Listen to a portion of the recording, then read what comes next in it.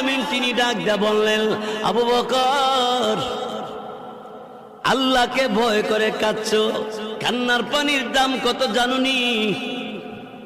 চোখের পানির দাম কত জানেননি?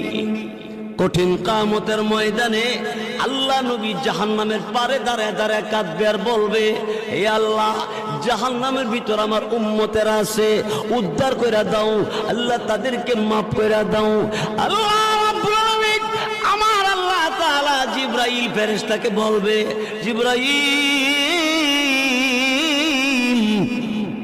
আমি আল্লাহর কুদরতি দরবারে পানির পাতিল আছে, পানির পাতিল নিয়ে যাও, আমার নবীর কাছে নিয়ে দিবা, নবীকে বলবা এই পাতিলের পানিটা জাহান্নামের ভিতরে ছেড়ে দেওয়ার জন্য।